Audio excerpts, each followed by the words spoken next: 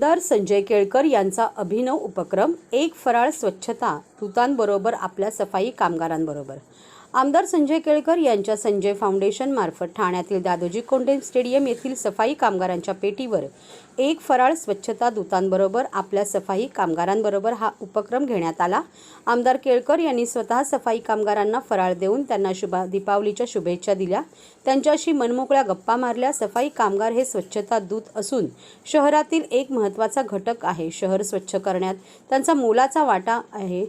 दरवर्षी मी या स्वच्छता दूतांबरोबर दिवाळीच्या पहिल्या दिवशी फराळाचा आनंद घेतो आणि दिवाळीच्या शुभेच्छा देतो, असे आमदार केळकर यांनी बोलताना सांगितले। तर स्वतः आमदार आमच्याकरिता दरवर्षी दिवाळीच्या पहिल्या दिवशी फराळ घेऊन येतात, आमच्यासोबत फराळ करतात। याचा आनंद तर आहेच, पण समाधान पण आहे। आणि नेहमीच आमदार केळकर यांनी आमच्याकरिता अडचणी सोडवण्याकरिता पुढाकार घेतला आहे।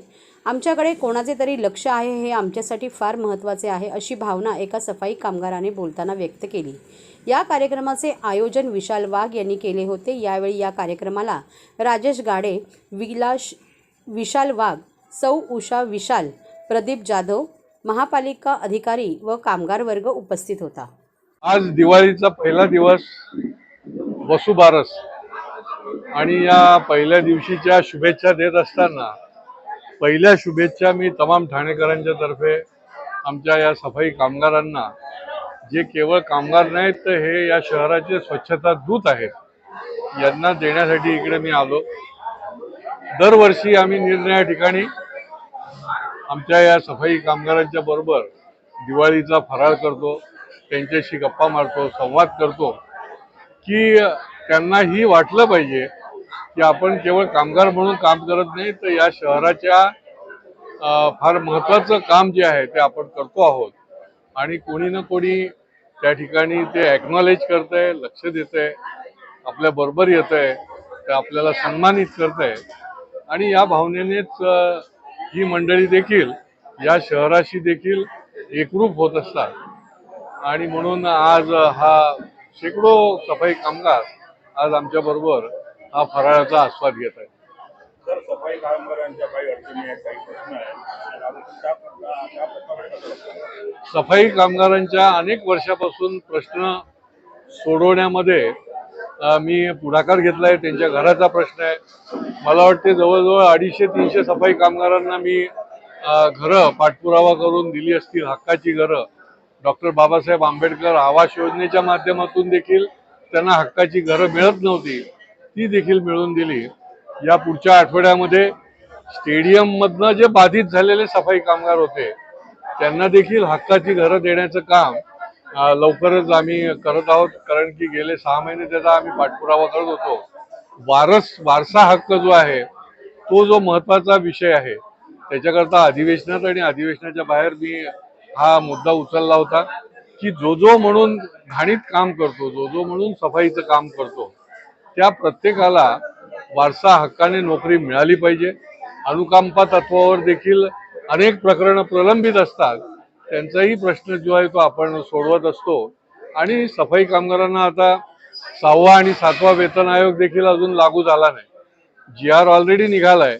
तर असे अनेक विषय केवळ ठाण्यातले नाही तर महाराष्ट्रातले सफाई कामगारांचे प्रमुख लोक आणत असतात आणि त्यांच्याकरता आपण काम करण्याचा प्रयत्न करतो। तर आज दिवाळी सुरू झाली आहे, पहिला दिवस आहे, नागरिकांना काय सांगू? नागरिकांना निश्चितच मी ही दिवाळी आनंदाची, सुखाची, समृद्धीची जाओ। प्रदूषण खूप वाढलेलं आहे, देशभरामध्ये प्रदूषणाचा संकट सर्व नागरिकांना येते, रोगराई वाढली आहे, हॉस्पिटल भरली आहेत। आणि त्यामुळे मी याच्याबरोबर आपण दिवाळी सण खूप आनंदाने साजरा करा, पण प्रदूषण मुक्त कसा होईल याच्याकडे देखील आपण प्रत्येकाने जबाबदारी म्हणून बघा। आणि हे शहर जे आहे ते कमीत कमी प्रदूषण मुक्त होईल, आरोग्यदायी होईल, अशा प्रकारची आपण देखील त्याच्यात सहभागी होऊन दिवाळीचा आनंद लुटा, या मी तमाम माझ्या नागरिकांना शुभेच्छा देतो। सर्वप्रथम मी सफाई कामगार आणि सर्व पत्रकार बंधूंना दिवाळीचा खूप खूप शुभेच्छा देतो। तुम्हाला येणारे वर्ष हे सुख समृद्धी आणि शांतीचं जावो। तसंच दरवर्षीप्रमाणे यंदाही संजय फाउंडेशन तर्फे हे 5वं वर्ष आहे, जे कामगारांसोबत माझे मार्गदर्शक, आधारस्तंभ सन्मान्य जनसेवक आमदार श्री संजय केळकर साहेब यांच्या नेतृत्वाखाली एक फराळ सफाई कामगारांसोबत असं या कार्यक्रमाचं नियोजन आहे। वर्षाची पहिली सुरुवात ही सफाई कामगारांबरोबर सफाई जे दूत आहे, जे ठाणे शहराची स्वच्छता ठेवतात, त्यांच्याबरोबर दिवाळी साजरी करण्याचा हा संकल्प जो केळकर साहेबांनी घेतलेला आहे, त्याच्यात एक खारीचा वाटा म्हणून माझाही सहभाग असतो।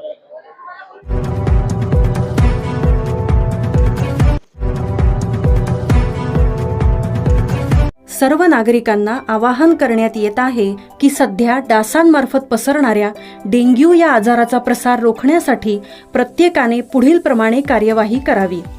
डेंग्यू आजार एडिस इजिप्ती हा डास चावल्याने होतो। या डासांची पैदास साचलेल्या किंवा साचवलेल्या स्वच्छ पाण्यामध्ये होते।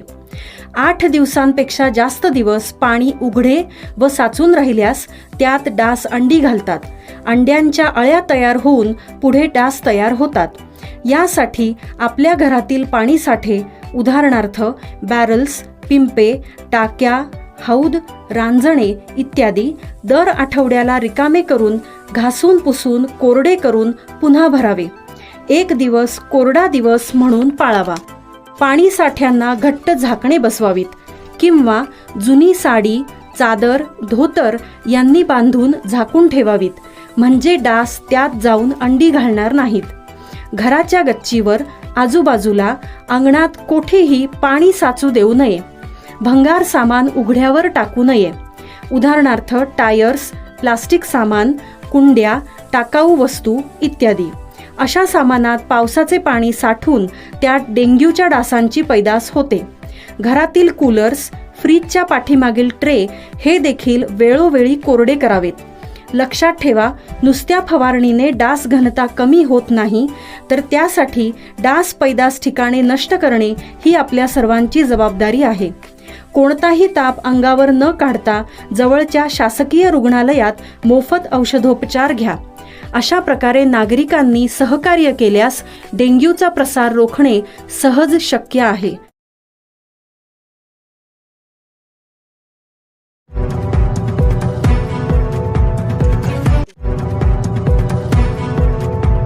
जातीनिहाय जनगणनेसाठी रिपाई एकतावादीची निदर्शने।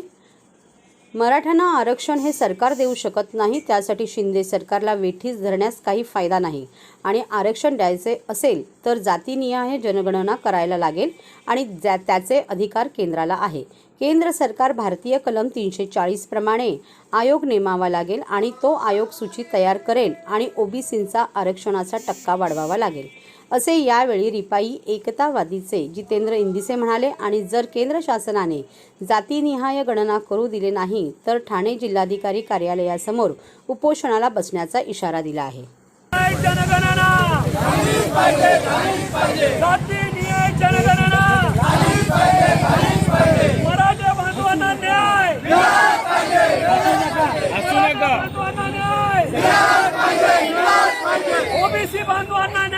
पहिली गोष्ट मी तुम्हाला स्पष्ट भाषेत सांगतो, हा अधिकार राज्य सरकारला नाही, ही गोष्ट लक्षात ठेवा।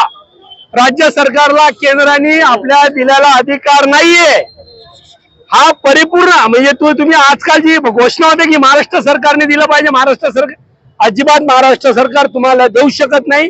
कायद्यात तशी प्रोव्हिजन केले गेलेले नाही। मी मागे बोललो होतो, नवी एक अमेंडमेंट करून केंद्र सरकारने महाराष्ट्र सरकारचे सगळे अधिकार काढलेले आहेत, म्हणून तो अधिकार शिंदे सरकारला तरी नाही, म्हणून आपण शिंदे सरकारला टार्गेट करता कामा नाहीये। जातीनिहाय जनगणना मी याच्यासाठी सांगतोय, तुमच्या लक्षात आलं नसेल की आता आमच्या बऱ्याच मराठा बांधवांच्या कास्ट सर्टिफिकेटच्या ज्या नोंदी आहेत त्या ओबीसी म्हणून येत आहेत की कुणबी आहेत, कुणबी आहेत, कुणबी आहेत, कुणबी आहेत।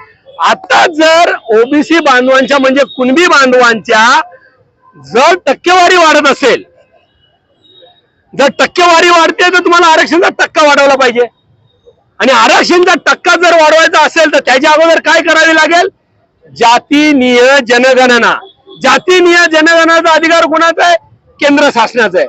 केंद्र शासन काय करेल ते परत सांगतो, भारतीय राज्यघटनेनुसार 340 कलमानुसार आयोग स्थापन करून आयोगाला ती सूची तयार करायला लावेल आणि त्या सूचीप्रमाणे जर आता जो मराठा बांधव काही कुंडीत म्हणजे येतोय म्हणजे सरकार दाखवते की तुम्ही मराठे नाहीये, तुम्ही कुणबी आहात हे सरकार नोंदी दाखवत आहे. म्हणजे सरकारची जबाबदारी आहे की जातीनिहाय जनगणना करून किती पर्सेंटेज येते आणि जो 27% ओबीसी बांधवांना आहे त्याचा टक्का वाढवून द्यावा लागेल. ही परिपूर्ण जबाबदारी केंद्र सरकारची आहे, राज्य सरकारची नाहीये.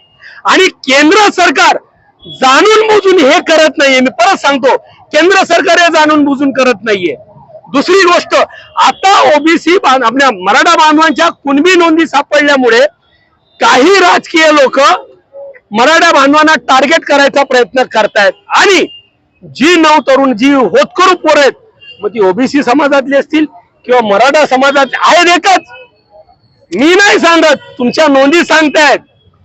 रिपब्लिकन पार्टी ऑफ इंडिया सांगत नाही, किंवा शिवसेना सांगत नाही, किंवा राष्ट्रवादी सांगत नाही, किंवा मी स्वतः सांगत नाहीये. तुमच्या सरकारने ज्या जुन्या नोंदी करून ठेवल्यात त्या नोंदीमध्ये आता कुणबी लेवा पाटील वगैरे त्या ओबीसी मध्ये दिसत आहेत. हे तुम्ही सांगताय आणि ते तुम्ही सांगताय की आम्ही ओबीसीचं आरक्षण मागतो. कोण आहे? ऑलरेडी ते ओबीसी मध्ये आलेत. सरकारने ऑलरेडी ओबीसी डिक्लेअर केलेत. तर माझे जे महाराष्ट्रातले मोठे जाणते नेते आहेत, अभ्यासू मंत्रीगण आहेत, हुशार व्यक्तिमत्व असलेले लोक महाराष्ट्र राज्यात सरकारमध्ये काम करतायत, अशा लोकांनी तरुण पोरांची डोकी भडकवू नका. जर तुम्ही डोकी भडकवत असेल तर त्याचा अर्थ असा निघतो की तुम्ही कुणाच्या तरी प्रेशर खाली काम करतायत. कारण जेव्हा तुम्ही ओबीसीचं आम्ही आरक्षण देणार नाही, मराठ्यांना आरक्षण देणार नाही, तिकडून ओबीसी बांधव पेटून उठेल, इकडून मराठा बांधव पेटून उठेल, काय होईल? मारामारी होईल. तिकडे सांगताय तुम्ही एसटी मधून धनगर बांधवांना दिलं पाहिजे, मग एसटी शेड्यूल ट्राईब वाले बोलतील आम्ही धनगर बांधवांना देणार नाही. मग काय होत आहे? ते जातीय ध्रुवीकरण होत आहे. म्हणजे काय होत आहे? या जातीमध्ये झगडे लावण्याचं काम करतायत. आणि मला असं वाटतंय झगडे लावून ऑपरेशन लोटस हे सक्सेस करण्याचं काम केंद्र सरकार करतंय. केंद्र सरकारला आपली खुर्ची साबूत ठेवायची. कशाचा आधार आहे? जातीमध्ये भांडणं लावून.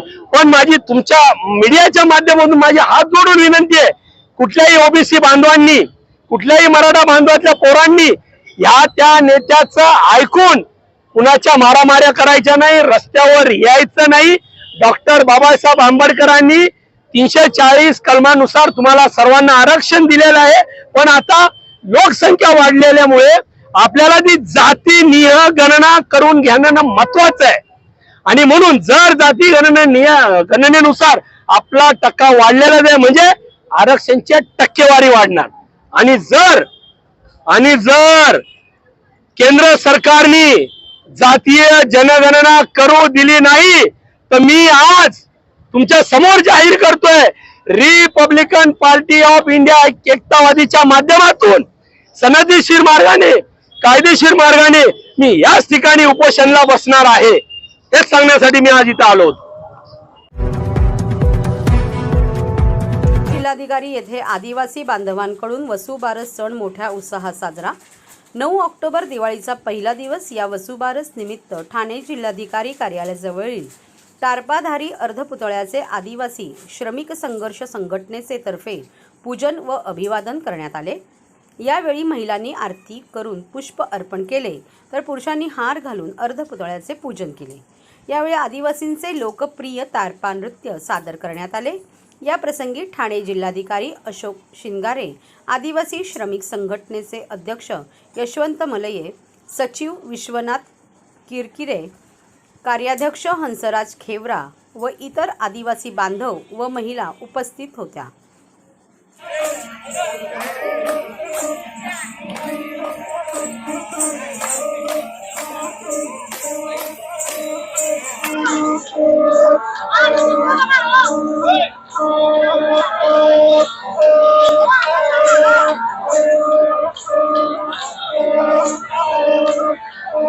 आज आम्ही आदिवासी श्रमिक संघर्ष महाराष्ट्र राज्य आयोजित हा आम्ही आदिवासी वसुबारस वाघबारस दोन्ही एकच दिवस असं आहे. दोन्ही नाव पण एकच आहेत. आज आम्ही ठाणे शहरातील सर्व आदिवासी बांधव इथे जमून आमच्या अर्ध्या पुतळा तारपाधारी आहे त्याचं पूजन आज आम्ही केलेलं आहे. आज आमचा दिवाळीचा पहिला दिवस आहे म्हणून आम्ही आज आमच्याकडे तारपा पहिलं वाजवतात, त्याच्यानंतर देव आम्ही काढतो आणि त्याची देवाचे आम्ही पूजन करतो. यासाठी आम्ही ठाणे जिल्ह्यातले आणि ठाणे शहरातले सगळे आदिवासी जमलेले आहेत.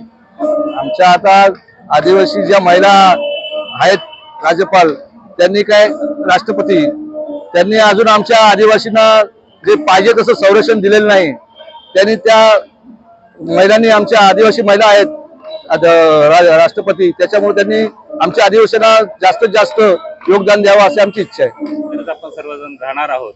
ही भावना, हा अर्थ यांनी याच्या सगळ्या परंपरेच्या माध्यमातून आदिवासी समाजाने आपल्या सगळ्यांना दिलेला आहे. आपण त्याला आत्मसात करूया आणि आजच्या दिवाळीच्या शुभमुहूर्तावर मी सर्वांनाच ठाणे जिल्ह्यातल्या आदिवासी आणि सर्वच जनतेला या निमित्तानं दिवाळीच्या हार्दिक शुभेच्छा देतो. आणि यापुढे निसर्गाची पूजा, निसर्गाचं संवर्धन आणि निसर्गाचं मूल्य संवर्धन करण्याच्या अनुषंगानं, जैवविविधता जोपासण्याच्या अनुषंगानं आपण सर्वजण एकत्रितपणाने काम करूया आणि त्या निसर्गावर उपजीविका असणाऱ्या सर्व आदिवासी बंधूंच्या आयुष्यामध्ये यापुढे आनंदाचा क्षण येवो, आनंद येवो आणि सर्वजण सुखी असावेत अशी अपेक्षा आजच्या प्रसंगी मी व्यक्त करतो. धन्यवाद. व जाहिरात असतील तर ह्या नंबरवर संपर्क करा.